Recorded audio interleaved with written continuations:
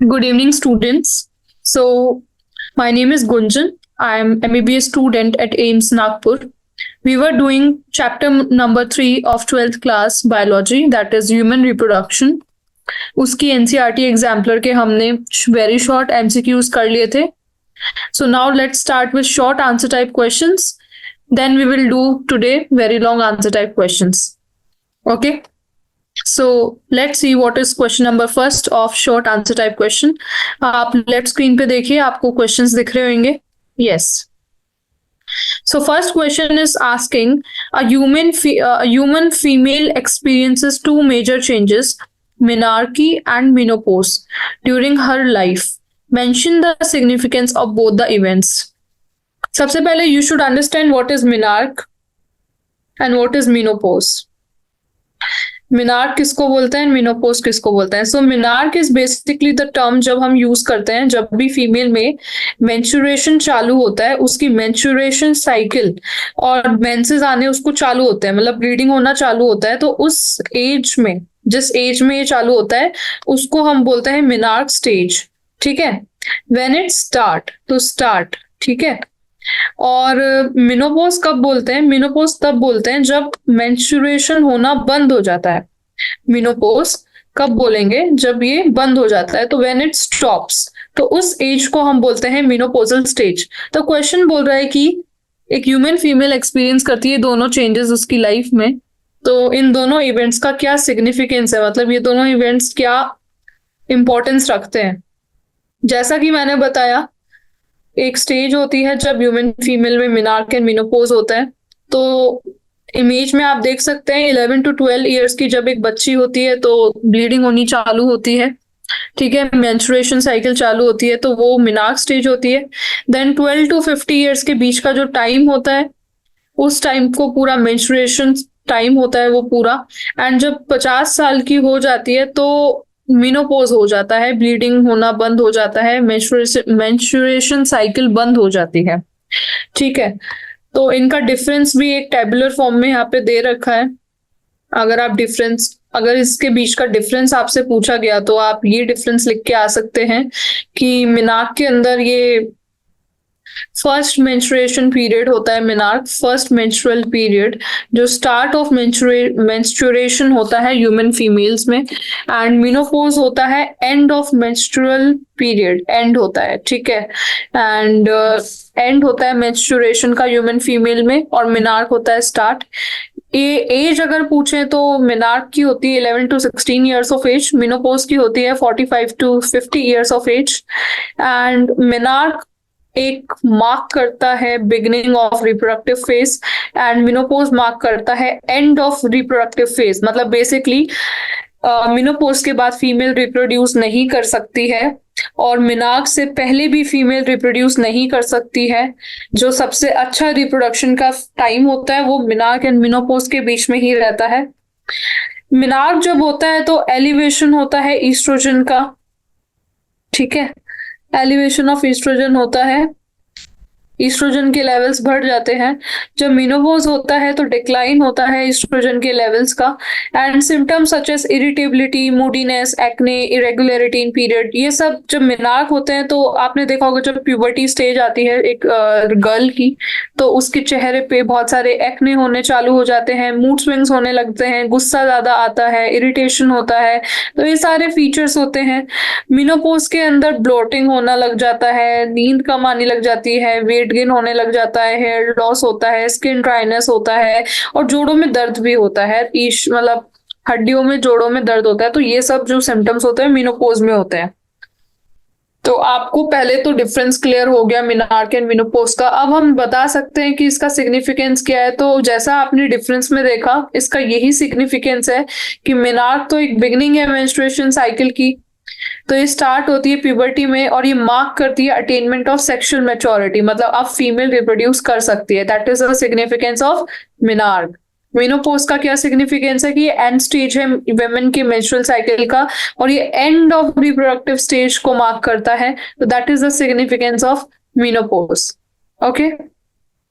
Now coming up to the question number second, question number second क्या बोल रहा है, let's see. Question number second में दो क्वेश्चंस है। क्वेश्चन नंबर सेकंड का ए है, how many spermatozoa are form from one secondary spermatocyte. एक सेकेंडरी स्पर्मेटोसाइट से कितने स्पर्मेटोजोआ बनते हैं, वो पूछा गया है। ठीक है, सेकंड क्वेश्चन है, where does the first cleavage division of zygote takes place. उसमें बस प्लेस पूछी गई है कि कहाँ पे होता है।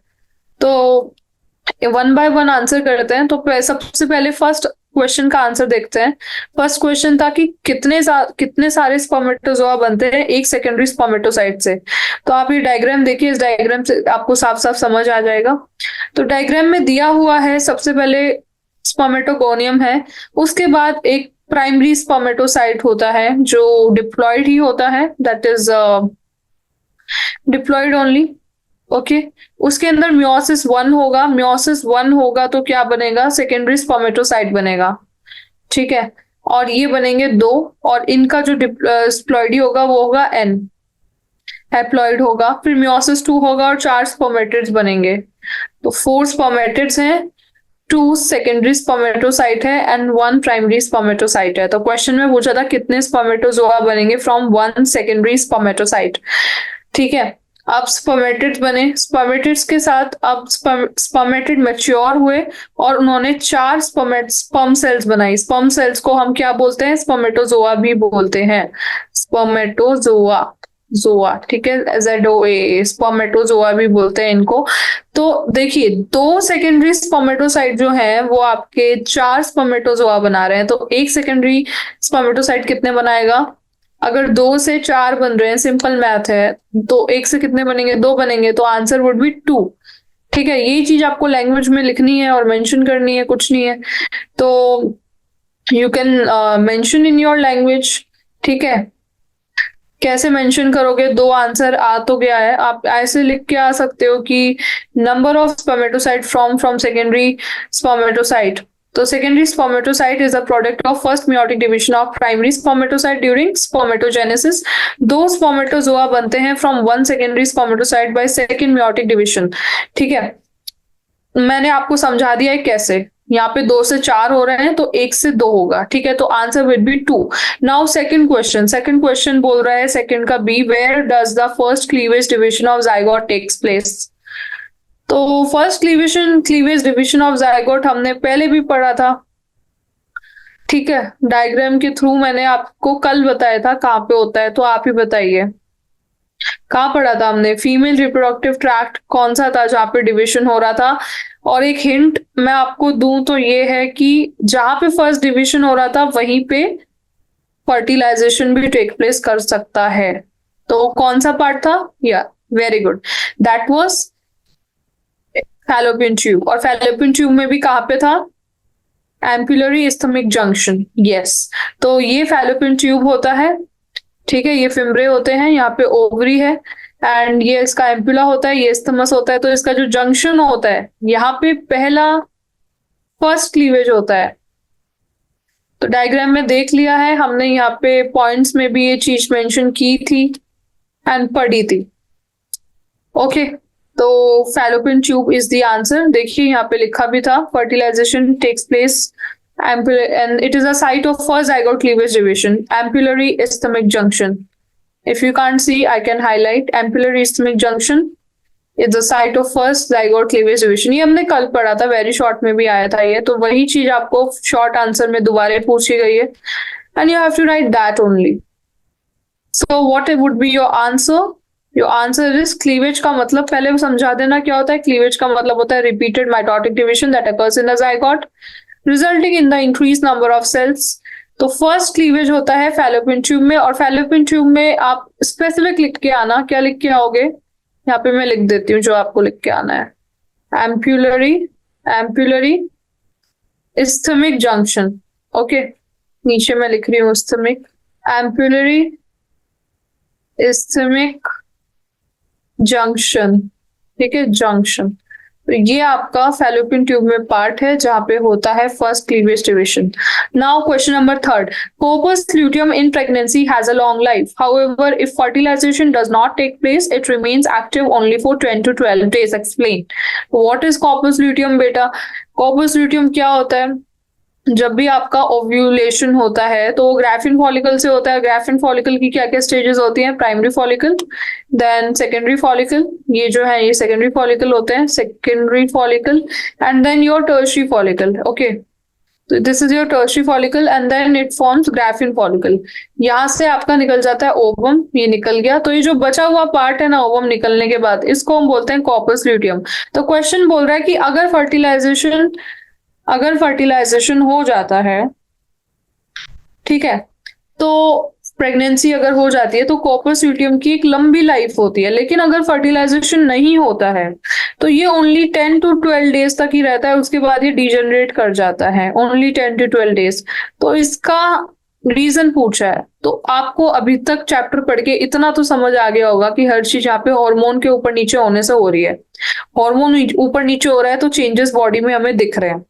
ठीक है, तो बेसिक सा आंसर इसका यही होगा कि जब फर्टिलाइजेशन नहीं होता है तो कॉर्पस ल्यूटियम डिजेनरेट हो जाता है वाइट बॉडी में, क्योंकि एंडोमेट्रियम का मेंटेनेंस चाहिए ही नहीं। कॉर्पस ल्यूटियम की रिक्वायरमेंट क्यों होती है? जिससे हमारी बॉडी में यूट्रस में जो एंडोमेट्रियम होता है, ठीक है, यूट्रस में ये आपका जाइगोट जाके इम्प्लांट होगा, और ये जो लेयर होती है जिस पे जाके जाइगोट इम्प्लांट होता है, ये पूरी की पूरी एक लेयर होती है। इस लेयर का नाम होता है एंडोमेट्रियम। अंदर की मस्कुलर लेयर होती है। एंडो मतलब अंदर, मेट्रियम मतलब मस्कुलर लेयर। तो यहाँ पे जाइगोट जाके इम्प्लांट होता है। तो कॉर्पस ल्यूटियम का वो रोल यही होता है कि वो उस लेयर को मेंटेन रखे बाय कंटिन्यूअसली सिक्रेटिंग प्रोजेस्टेरॉन। तो जब इसकी जरूरत ही नहीं है इस लेयर की, क्योंकि फर्टिलाइजेशन हुआ ही नहीं है, जाइगोट को इम्प्लांटेशन करना ही नहीं है क्योंकि कोई जाइगोट बना ही नहीं है, तो ये अपने आप डिजेनरेट हो जाता है व्हाइट बॉडी में, क्योंकि इसकी जरूरत ही नहीं है। तो इस वजह से डिसइंटीग्रेशन होता है एंडोमेट्रियम का, क्योंकि ये डिजेनरेट होता है, और इसलिए हमें ब्लीडिंग होती है मेंसेस में। याद रखना, जब भी हमारे जो भी मेंसेस होते हैं ना, जो हमारी ब्लीडिंग होती है पीरियड्स में, विमेन में जो होती है ब्लीडिंग, वो एग नहीं होता है जो ब्लीडिंग में निकलता है, वो एंडोमेट्रियम लेयर होती है जो शेड ऑफ करती है। और वो क्यों करेगी? क्योंकि कॉर्पस ल्यूटियम की जरूरत नहीं है, तो वो प्रोजेस्टेरॉन बनाता ही नहीं है, तो इंटैक्ट नहीं रहती है और शेड कर जाती है। ठीक है, तो that is the reason. Okay, that is the core reason. So yeah, तो आप जब भी एक क्वेश्चन आया शॉर्ट में, तो सबसे पहले कॉर्पस ल्यूटियम का डेफिनेशन लिख के आना। तो कॉर्पस ल्यूटियम का डेफिनेशन क्या होगा? During ovulation of the graphene follicle ruptures and release the secondary oocyte, तो रिमेनिंग सेल का जो मास है वो उसको बोलते हैं कॉर्पस ल्यूटियम। ये डेफिनेशन लिख के आना। उसके बाद आप एक्सप्लेन करना नेक्स्ट, क्योंकि ये आपको शॉर्ट आंसर टाइप क्वेश्चन, आपको सब एक्सप्लेन करना है। फिर एक्सप्लेन करना फर्टिलाइजेशन में क्या होता है, और फिर एक्सप्लेन करना जब फर्टिलाइजेशन नहीं होगा तो क्या होगा। तो आपको यही लिख के आना है कि when fertilisation takes place, corpus luteum act करता है as a temporary endocrine gland, और ये प्रोजेस्टेरॉन को सिक्रीट करेगा, जिससे एंडोमेट्रियम वॉल इंटैक्ट रहेगी इम्प्लांटेशन के लिए। तो corpus luteum is maintain throughout pregnancy, इसलिए प्रेगनेंसी में वो डिजेनरेट नहीं करता और मेंटेन रख रहता है, क्योंकि उसकी जरूरत है। लेकिन जब फर्टिलाइजेशन नहीं होगा, एब्सेंस होगा, तो कॉर्पस ल्यूटियम डिजेनरेट कर जाता है व्हाइट बॉडी में, क्योंकि मेंटेनेंस ऑफ एंडोमेट्रियम चाहिए ही नहीं। तो this causes the disintegration of endometrium leading to menstruation मतलब bleeding. Now question number fourth. Question number fourth है कि what is fetal ejection reflex? ठीक है, what is fetal ejection reflex? ये पूछा है यहाँ पे। क्या होता है fetal ejection reflex?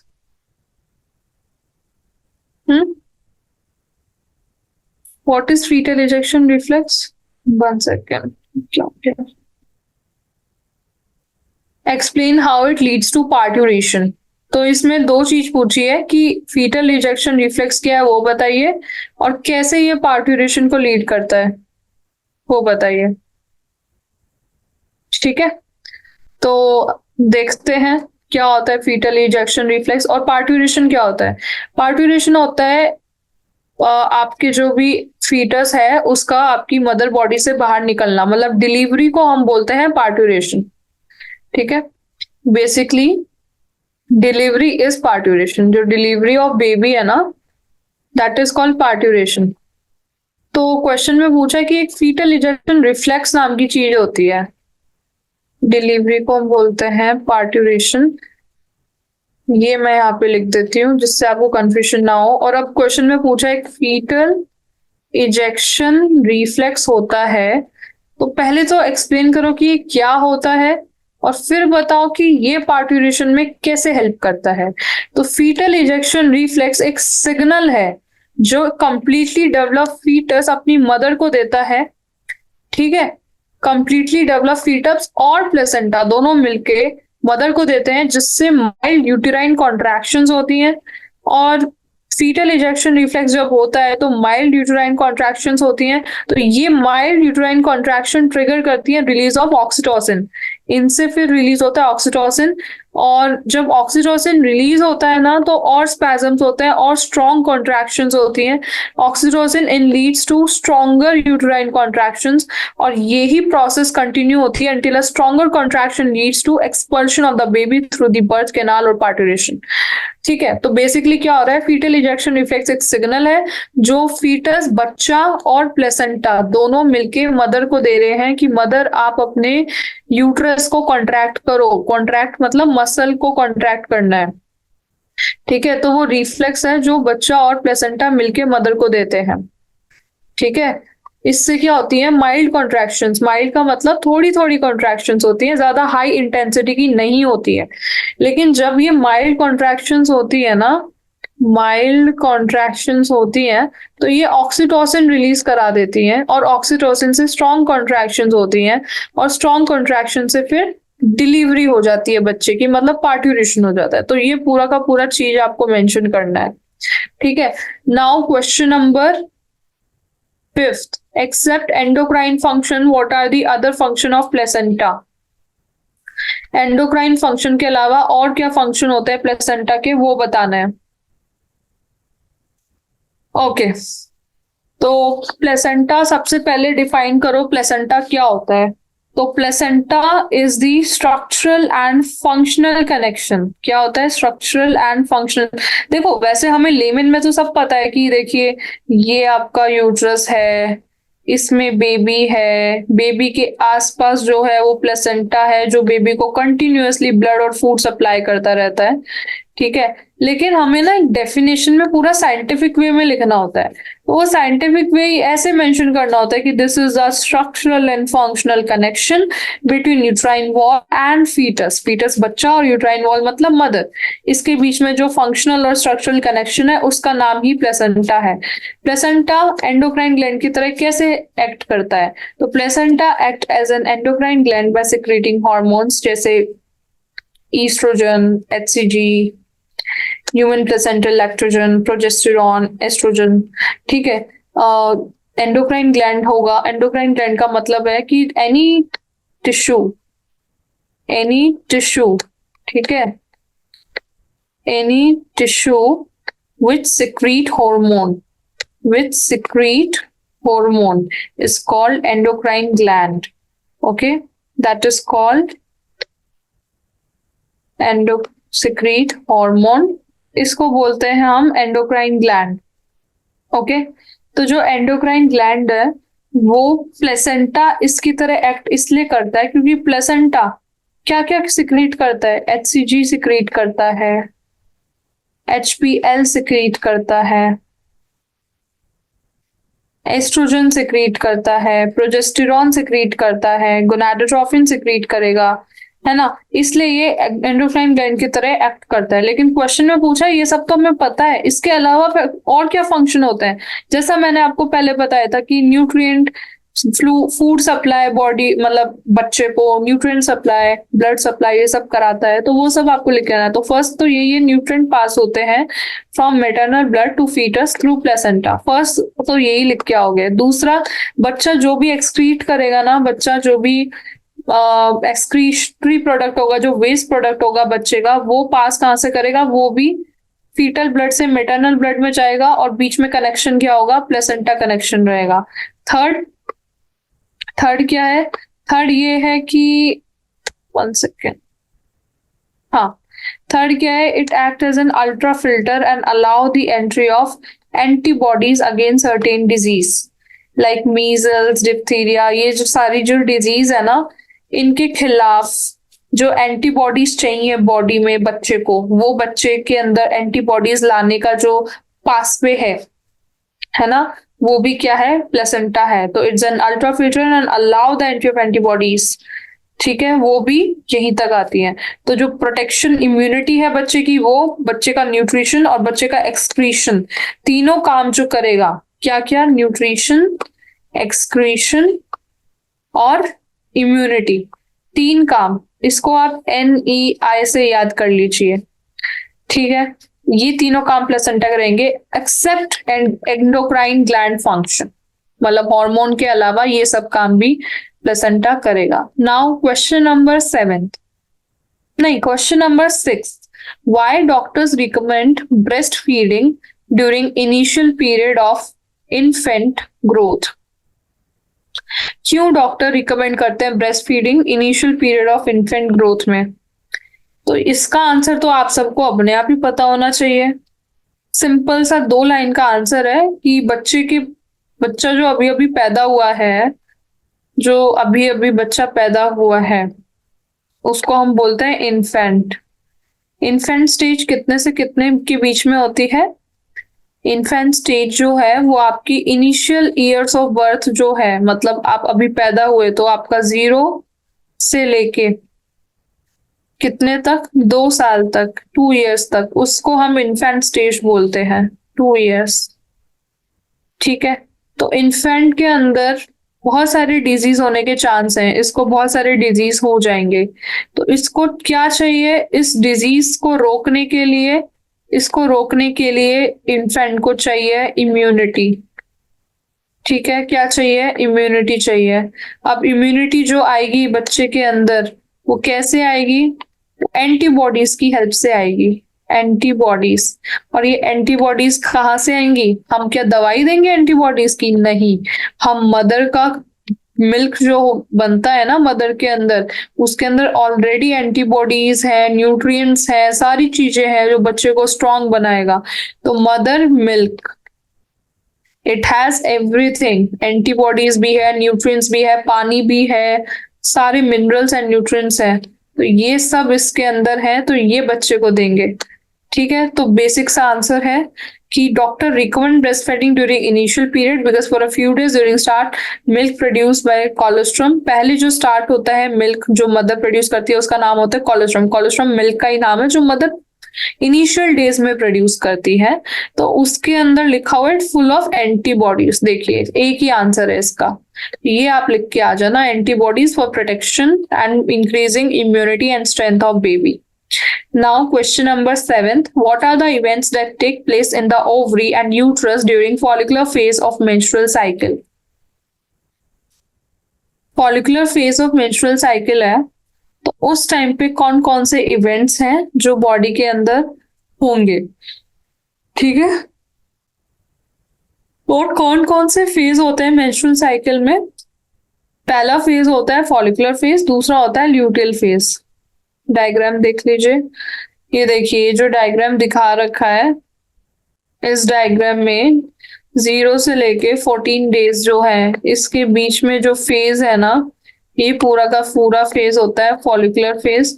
और 14 से लेके आपके 28 डेज तक जो फेज है वो होता है ल्यूटियल फेज।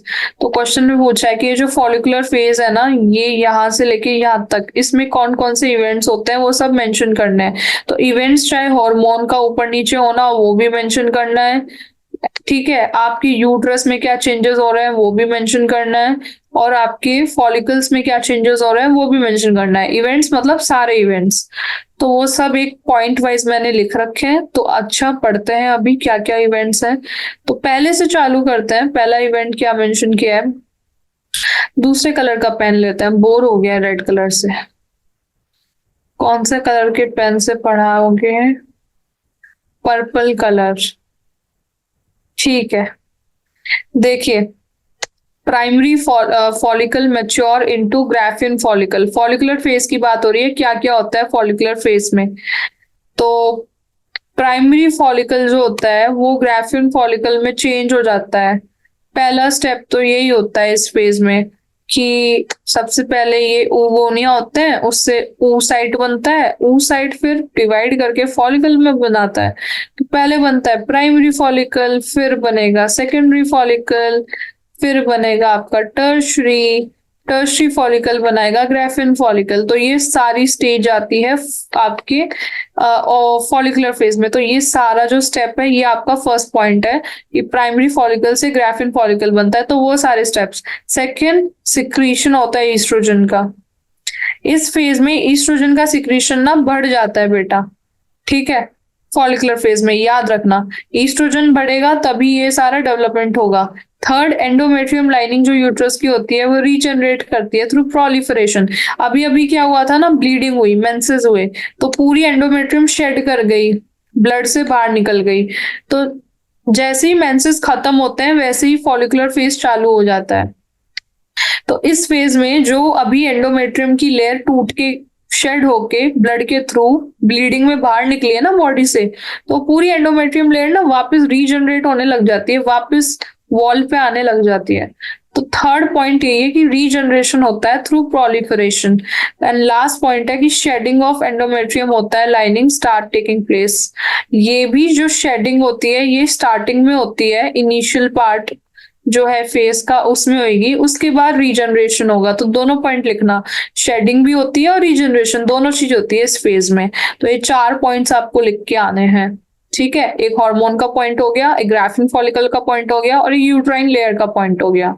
उसके बाद क्वेश्चन नंबर 8 जो है उसमें एक फ्लो चार्ट दिया हुआ है और पूछा है कि ये जो स्पेसेस दिए हैं ना, इनमें कौन से हार्मोन आएंगे, कौन से हार्मोन यूजफुल होते हैं, एंड इन हार्मोन का क्या फंक्शन है वो आप खुद से बता देना, क्योंकि ये वेरी शॉर्ट नहीं है, ये शॉर्ट आंसर टाइप क्वेश्चन है। तो इसमें सिर्फ स्पेसेस का आंसर नहीं देना होता फिलिंग द ब्लैंक्स, इसमें सब एक्सप्लेन भी करना होता है। ओके, सो बताओ, प्राइमरी फॉलिकल से ग्राफिन फॉलिकल बना, ग्राफिन फॉलिकल से आपका ओवा बना, ओवा से आपका कॉर्पस ल्यूटियम बना। तो बीच में क्या क्या आए हैं स्टेजेस वो देखना है। तो प्राइमरी फॉलिकल से जब ग्राफिन फॉलिकल बना तो कौन सा हार्मोन रिस्पॉन्सिबल था, ग्राफिन फॉलिकल से जब ओवा बना तो कौन सा था, एंड कॉर्पस, जब ओवा से कॉर्पस ल्यूटियम बना, ग्राफिन फॉलिकल से ओवा का बनना का मतलब ये है कि यहाँ पे ओव्यूलेशन हुआ है, ग्राफिन फॉलिकल से ओवा निकल गया है, और जो बचा हुआ मास बचा है, वो बचा हुआ मास जो इसका बचा है वो है कॉर्पस ल्यूटियम, ठीक है। तो जब ओव्यूलेशन होता है तो कौन सा हार्मोन काम आता है, आप ही बताओ सोच के, एलएच काम आता है ना, एलएच सर्च कोजेस ओव्यूलेशन, पढ़ा था हमने। और प्राइमरी फॉलिकल से ग्राफिन फॉलिकल फॉलिकुलर फेज में बनता है ना, और फॉलिकुलर फेज में जो डेवलपमेंट होता है ये फॉलिकल्स का, वो किसकी हेल्प से होता है, वो होता है एफएसएच की हेल्प से। एफएसएच भी रहता है एंड एलएच रहता है, दोनों रहते हैं, ठीक है। और ग्राफिन फॉलिकल से एलएच सर्ज होने पे ओवा निकल जाता है, और बचा हुआ जो कॉर्पस ल्यूटियम होता है, कॉर्पस ल्यूटियम का जो मेंटेनेंस होता है वो कौन करता है, वो भी एलएच ही करेगा ना मेंटेनेंस, और कौन करेगा। कॉर्पस ल्यूटियम सिक्रीट्स प्रोजेस्टेरॉन, ठीक है, लेकिन कॉर्पस ल्यूटियम के मेंटेनेंस में प्रोजेस्टेरॉन का कोई काम नहीं है, प्रोजेस्टेरॉन तो सिक्रीट करता है, इट सिक्रीट्स, मेंटेनेंस तो एलएच करेगा। तो ए बी सी तो आपको समझ आ गए होंगे कि ए है एफएसएच एंड एलएच, बी है एलएच एंड सी है एलएच, ठीक है। अब इसी को हम एक्सप्लेन करेंगे लैंग्वेज में, जो चीज मैंने आपको बोली है। तो सबसे पहले तो role of FSH and LH पढ़ेंगे कि anterior pituitary plays a major role in the development of primary follicles into graphene follicles. और anterior pituitary क्या secrete करती है, it secretes FSH and LH. तो in the follicular phase primary follicle grow and become graphene follicle, तो ये changes induce होता है by LH luteinizing hormone and follicle stimulating hormones. तो इसलिए फाइनल आंसर हुआ LH and FSH। फिर ovulation, ovulation में क्या होता है कि ओवा जो है वो बाहर निकल जाता है। तो ओव्यूलेशन तो is the release of secondary oocyte from graphene follicles. तो इसमें LH and FSH attains a peak level in the middle of the menstrual cycle around 14th day. तो rapid secretion of LH leads to LH surge. LH surge की बात होगी हर जगह, तो इसमें final answer ovulation में आएगा आपका, क्या आएगा, LH, ठीक है।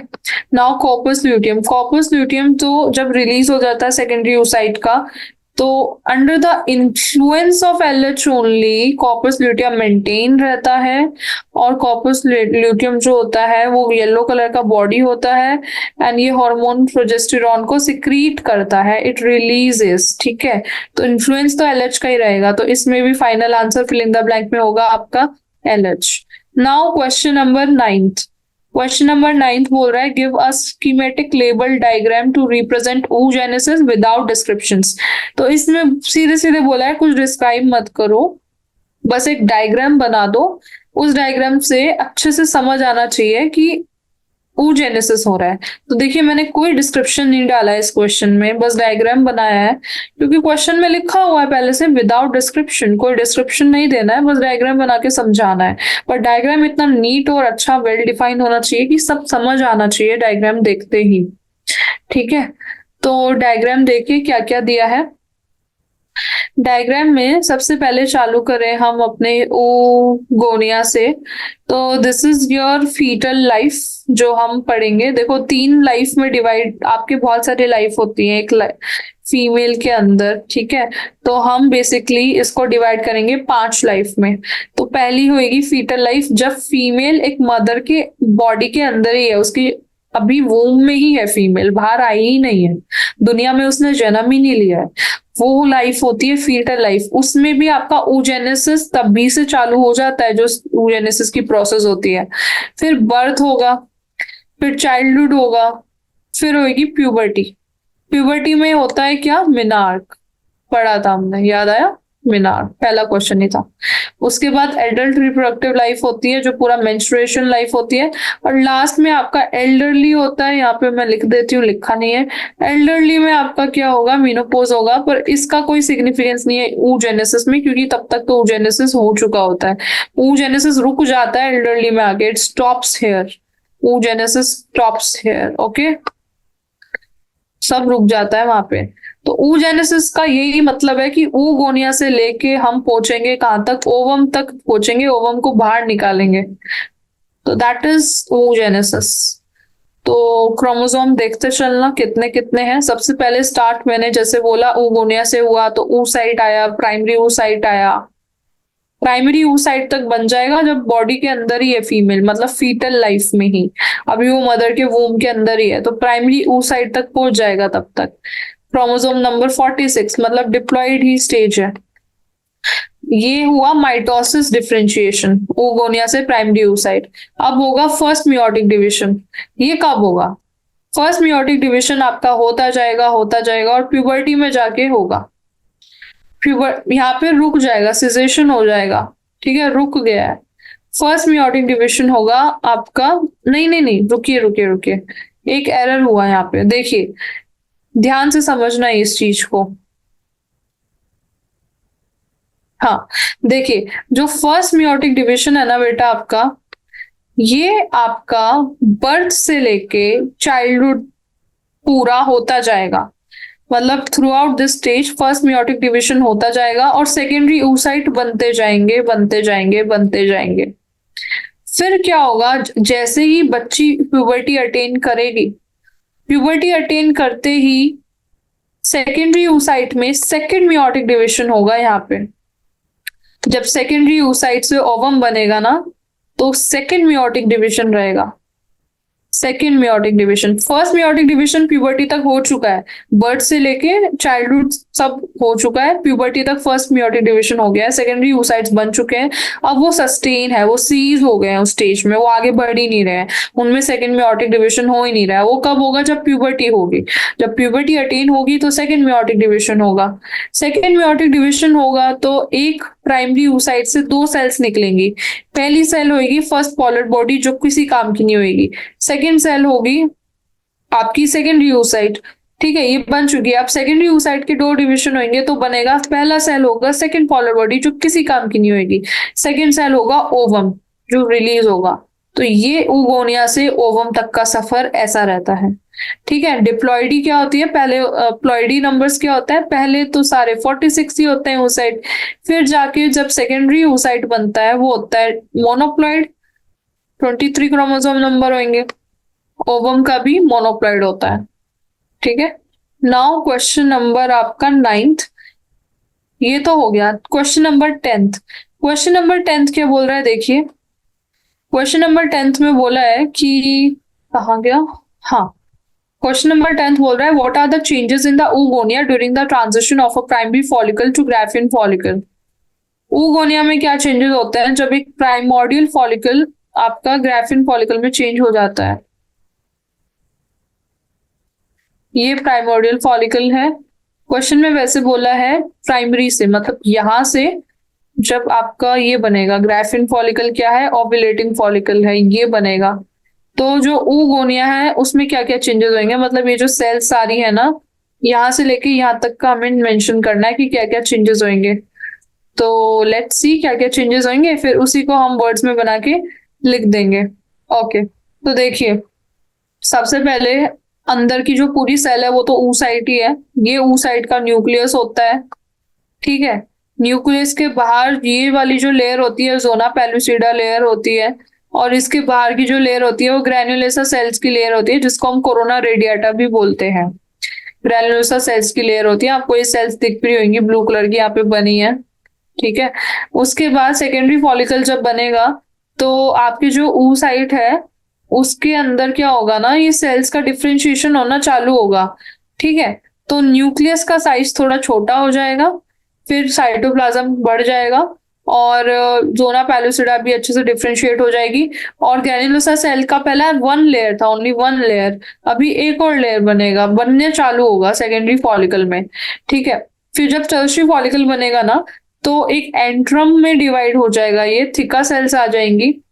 जो ग्रैन्युलोसा सेल्स हैं वो डिवाइड होंगी और थिका सेल्स बना लेंगी, ठीक है। और बाहर की तरफ जो है ना वो कॉर्टेक्स बन जाएगा ये। और अंदर की तरफ जो सेल आप इसका साइटोप्लाज्म था, मतलब ऊ साइड का न्यूक्लियस, और ये जो पूरा है ना ये एंट्रम कहलाएगा। और ये तो बीच की वही लेयर है जिसका नाम था जोना पैलुसिडा। एंड लास्ट जो ग्राफिन फॉलिकल स्टेज होगा वहां से ओवम निकलने वाला होगा, ठीक है। ओवम निकलने वाला होगा तो ये एकदम कोने पे आ जाएगी वो साइट जो अंदर की सेल है। ग्रैन्युलोसा सेल्स इसके आसपास रहेगी, इसके साथ जाएगी। और ये रप्चर्ड फॉलिकल होगा, मतलब फॉलिकल के एक तरफ से कॉर्टेक्स को चीरते हुए ये फॉलिकल निकले, ये ओवम निकलेगा। ओवम निकलेगा तो that is called graphene follicle और ओव्यूलेटिंग फॉलिकल। और ओवम किसके साथ निकलेगा, ओवम के आसपास ग्रैन्युलोसा सेल्स इंटैक्ट रहेंगी, ऐसे ओवम रिलीज होगा। तो ये आपको मैंने डायग्राम से समझाया है, इसी को आपको लैंग्वेज में लिख के आना है कि क्या क्या चेंजेस हैं। तो देख लेते हैं अभी क्या लिखा है। जर्मिनल एपिथेलियल सेल डिवाइड होती है रिपीटेडली, ठीक है, और बनाती हैं डिप्लॉयड यूगोनिया, और ये यूगोनिया ग्रो करके बनाते हैं प्राइमरी oocytes। ये प्राइमरी oocytes के आसपास ग्रैन्युलोसा सेल्स रहती हैं जो प्राइमरी फॉलिकल का निर्माण करती हैं। फिर ये सराउंड होती हैं ग्रैन्युलर सेल से, ग्रैन्युलोसा के बाद ग्रैन्युलर होता है, ग्रैन्युलर सेल सेकेंडरी बनाएंगी, और ये सेकेंडरी कन्वर्ट होता है by adding more granulosa cells, जिसमें थिका सेल्स आ जाती है, ठीक है। Primary oocyte within the tertiary follicle undergoes meiotic division to form a secondary oocyte and a haploid polar body. This tertiary follicle then matures into a graphene follicle, which in turn ruptures to release a secondary oocyte or ovum. तो ये पूरा का पूरा language है जो आप लिख के आ सकते हो, ठीक है। नाउ क्वेश्चन नंबर, हम आएंगे लॉन्ग आंसर टाइप क्वेश्चंस में। लॉन्ग आंसर टाइप क्वेश्चन में आपका जो पहला फर्स्ट ही जो क्वेश्चन है वो देखते हैं। फर्स्ट क्वेश्चन क्या पूछा है, तो फर्स्ट क्वेश्चन आपका पूछा है what role do pituitary gonadotrophins play during follicular and ovulatory phases of the menstrual cycle, explain the shifts in steroidal secretions. तो इसमें पूछा है कि पिट्यूटरी गोनाडोट्रोफिन का क्या रोल रहता है during follicular and ovulatory phase. एक मेंस्ट्रुअल साइकिल की जितनी भी फेजेस होती है मेंस्ट्रुअल साइकिल में, पिट्यूटरी गोनाडोट्रोफिन का क्या रोल होता है। क्या होता है पिट्यूटरी गोनाडोट्रोफिन? क्या होते हैं pituitary gonadotrophin? FSH and LH। FSH and LH, इनका रोल पूछा है और इनका शिफ्ट पूछा है, कब ये ऊपर जा रहे हैं कब ये नीचे जा रहे हैं, वो सब डायग्राम से बना देना। बहुत ही सिंपल सिंपल क्वेश्चन आ रहे हैं ह्यूमन रिप्रोडक्शन में। गलती हुई ना तो फिर बहुत बुरी बात होगी, इसलिए ढंग से समझ लीजिए अभी। तो ऐसा है कि जो गोनाडोट्रोफिन रिलीजिंग हार्मोन है हाइपोथैलेमस से, वो स्टिमुलेट करता है एंटीरियर पिट्यूटरी से, फिर एफएसएच एंड एलएच रिलीज होता है और ये एफएसएच एंड एलएच ओवरीज पे एक्ट करेगा। ठीक है, तो फॉलिकुलर फेज पे कैसे एक्ट करेगा, ओव्यूलेटरी फेज पे कैसे एक्ट करेगा, वो समझते हैं। ये समझ आ गया ना? ये हाइपोथैलेमस है, ये ये जीएनआर सिक्रीट कर रहे हैं, ये एंटीरियर पिट्यूटरी का लोब है, इस पे जाके इम्पैक्ट, मतलब इसको कंट्रोल करेगा और रिलीज करवाएगा एफएसएच फिर ये ओवरी पे एक्ट करेंगे। ये पूरा का पूरा डायग्राम एक बना देना। उसके बाद रोल इसका क्या है, अब जैसे ये सिक्रीट हुआ, ये ओवरी पे जाके एक्ट कर रहा है। ओवरी पे जाके क्या एक्ट कर रहा है, एक तो जो एलएच है, वो एफएसएच जो है वो पूरा का पूरा आपका ये पूरा फॉलिकल बनवाएगा, मतलब प्राइमरी से सेकेंडरी फॉलिकल, सेकेंडरी से टर्शरी, टर्शरी से ग्राफिन फॉलिकल। और एलएच क्या है, ओव्यूलेशन कराएगा, मतलब फॉलिकल को रप्चर करके ओवम को बाहर निकाल देगा, तो वो ओव्यूलेशन में हेल्प करेगा। मेन यही दो फंक्शंस हैं इसके। तो इसी को मैंने लैंग्वेज में लिख दिया है कि the follicle in the ovary undergoes development from primary to graphene under the influence of FSH. तो that is the follicular stage. ठीक है, FSH reaches its peak in the mid cycle. ये देखो, इस क्वेश्चन में ये भी लिखना है, शिफ्ट्स भी लिखना है, तो शिफ्ट्स देख लीजिए। ये अपना पीक पे जाता है मिड साइकिल में। FSH स्टिमुलेट करता है ओवरिन फॉलिकल को टू सिक्रीट ईस्ट्रोजन। अब ये क्या करेगा ना, ये फॉलिकल को स्टिमुलेट करेगा कि भाई तू ईस्ट्रोजन को सिक्रीट कर, एफएसएच बोलेगा। ठीक है, तो ये रोल है एफएसएच के। एलएच के क्या रोल है, एलएच भी मिड साइकिल में ही पीक का अटेंड करता है और ये क्या कराता है, ये ओव्यूलेशन कराता है। ये तो कब से पढ़ते आ रहे हैं हम। तो रप्चर कराएगा, रप्चर कराएगा ग्राफिन फॉलिकल का और रिलीज हो जाएगा secondary oocyte। Now question number second, question number second is meiotic division occurs, meiotic division during oogenesis is different from that in spermatogenesis, explain how and why। तो meiotic divisions की बात की गई है, तो दो साइकिल होती है, एक स्पर्मेटोजेनेसिस होती है, एक oogenesis होती है। स्पर्मेटोजेनेसिस का मतलब है स्पर्म का बनना। ठीक है, अब इसमें भी मियोसिस होता है, मियोसिस 1 मियोसिस 2 दोनों होते हैं। और जो आपके फीमेल होती है उसमें ओवम के बनने को बोलते हैं हम oogenesis। उसमें भी मियोसिस होता है, मियोसिस 1 मियोसिस 2। अब दोनों की मियोसिस में क्या डिफरेंट है देख लीजिए, स्क्रीन पे दिखा दिया है। ये आपके स्पर्मेटोजेनेसिस का डायग्राम है। ठीक है, oogenesis का भी देख लीजिए, ये आपके oogenesis का डायग्राम है। ओगोनियम से क्या बन रहा है, primary polar body, secondary polar bodies सब बन रहे हैं ना। ओगोनियम से प्राइमरी oocyte बना, प्राइमरी oocyte दो में डिवाइड हुआ, एक सेकेंडरी oocyte और एक primary polar body. Primary polar body में दो डिविजन हुए, सेकेंडरी पोलर बॉडी बना। सेकेंडरी oocyte में दो डिविजन हुए, एक बना सेकेंडरी oocyte से क्या, फॉलिकल बना ना, ओवम, ओवम बना एक।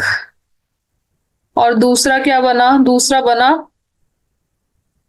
क्या बना, टर्शरी पॉलर बॉडी बना, tertiary polar body, secondary polar body, sorry, secondary polar body बना। तो लास्ट में 3 सेकेंडरी पॉलर बॉडी बने हैं। ठीक है, 3 पॉलर bodies and 1 ovum.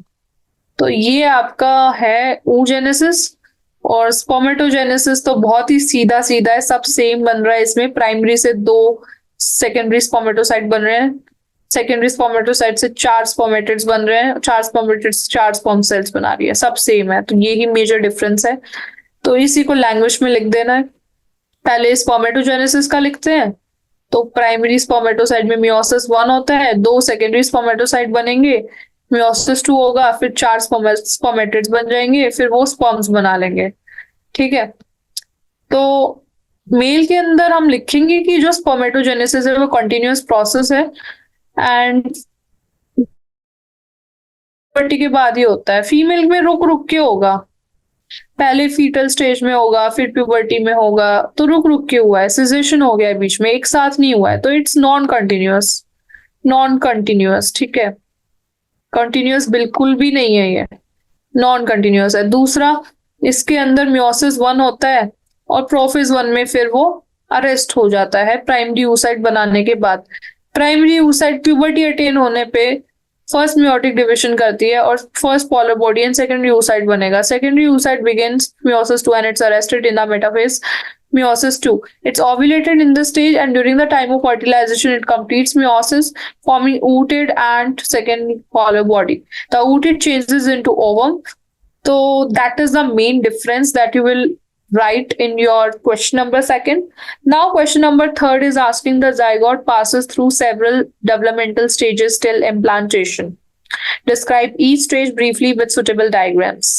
Zygote pass करता है through several developmental stages till implantation, तो हर स्टेज को डिस्क्राइब करना है एक डायग्राम के साथ। डायग्राम बनाते जाओ, स्टेज को डिस्क्राइब करते जाओ, वेरी सिंपल, ठीक है। तो डायग्राम देखिए दे रखा है, बना रखा है, तो आई होप डायग्राम आपको समझ आ रहा होगा। पहला स्टेज, फिर that is ovum only, egg cell, ये स्पर्म्स आए, यहाँ पे फर्टिलाइजेशन हुआ, जाइगोट बना, जाइगोट चार, एक जाइगोट में डिविजन हुआ, 4 सेल्स बनी, ठीक है, इसको मोरुला बोल दिया, 4 सेल्स, 4 सेल्स में और डिविजन हुआ और मोरुला बोल दिया, 4 ब्लास्टोमियर्स बने, ब्लास्टोमियर्स और डिवाइड करते गए और ब्लास्टोसिस्ट बनाए। तो ये सारे डायग्राम है, इन्हीं को आपको करना है एक्सप्लेन, ठीक है, ओके। सो फिगर आपने बना दिया, अब A B C D E F G को एक्सप्लेन करते जाएंगे। तो in the figure A shows the zygote formation after the fusion of male and female gametes and B shows the entrance of the zygote to the isthmus, ठीक है। Figure A के अंदर zygote formation after the fusion of male and female gametes and B shows the entrance of zygote to the isthmus. A और B आपने देख लिया होगा, okay.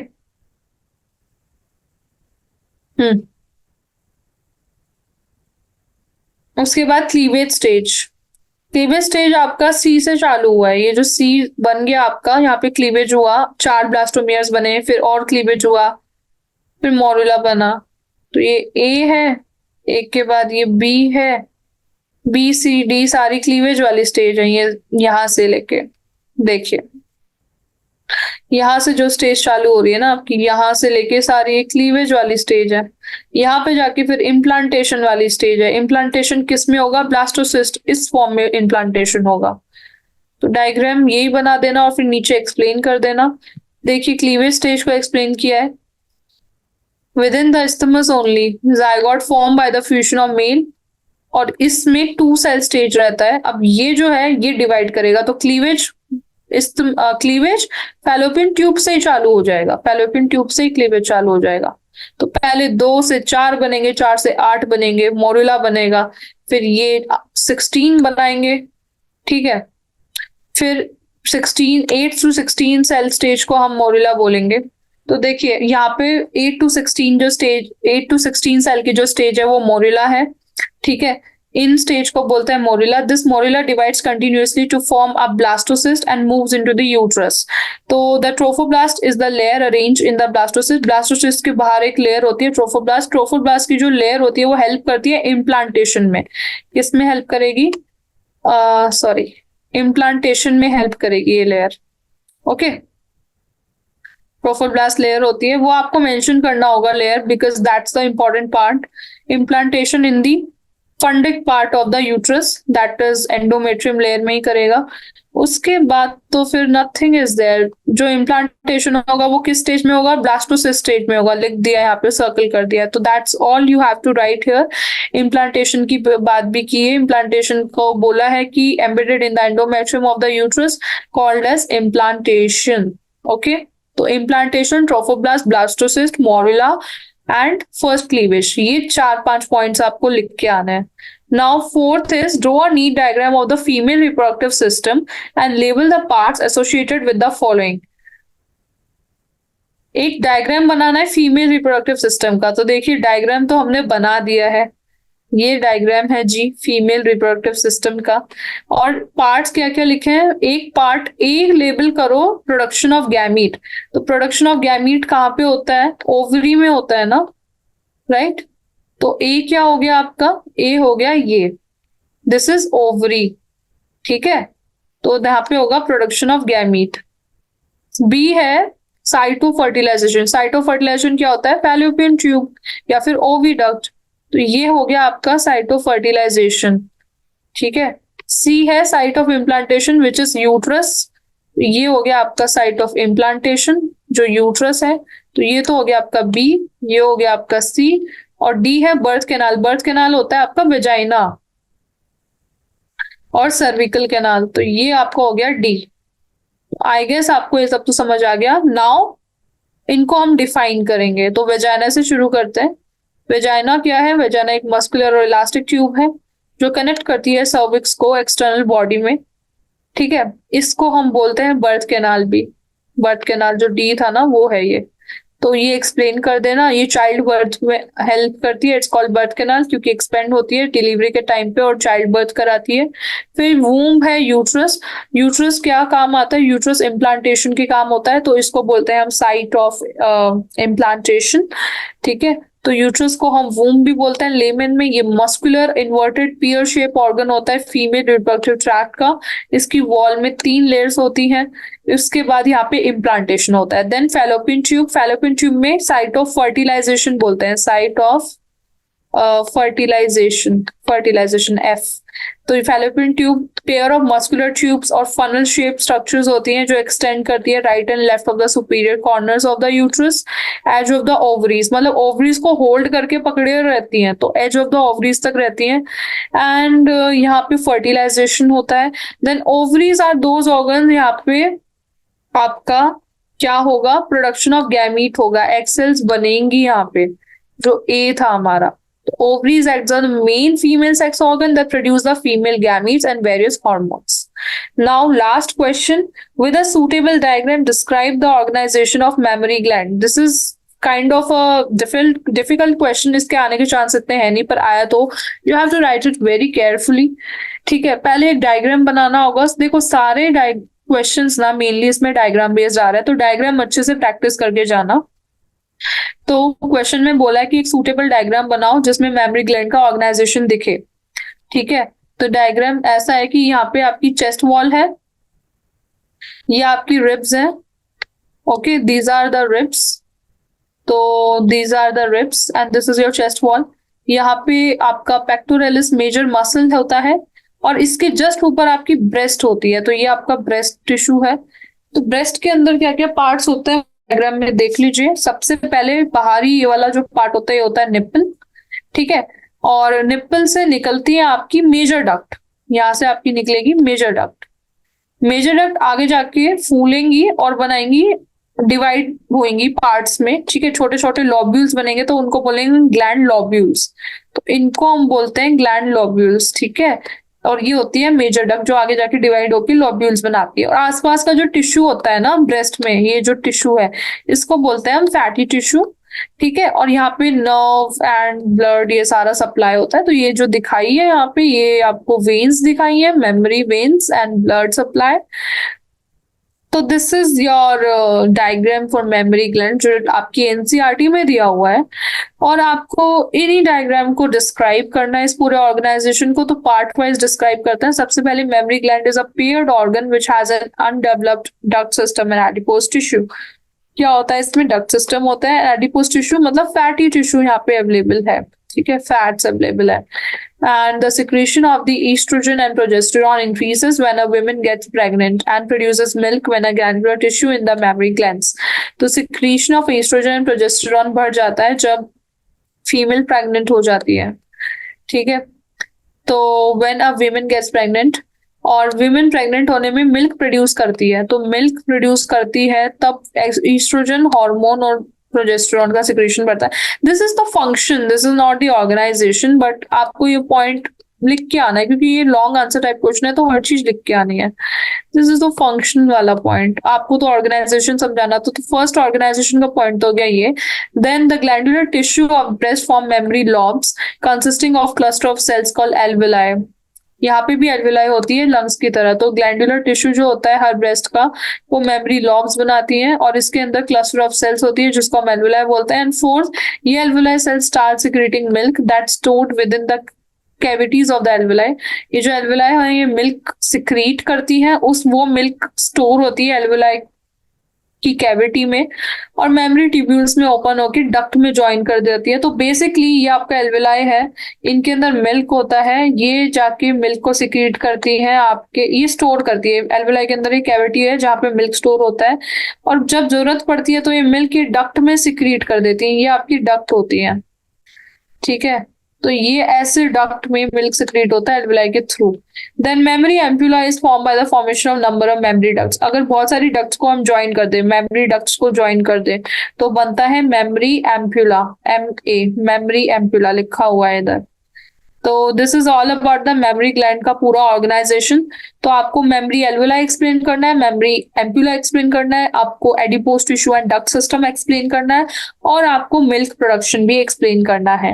तो this is it from my side. We are done with NCERT exemplar whole module of chapter number 3 which is human reproduction, ठीक है। So in my next session we will start with chapter number 5. So thank you so much.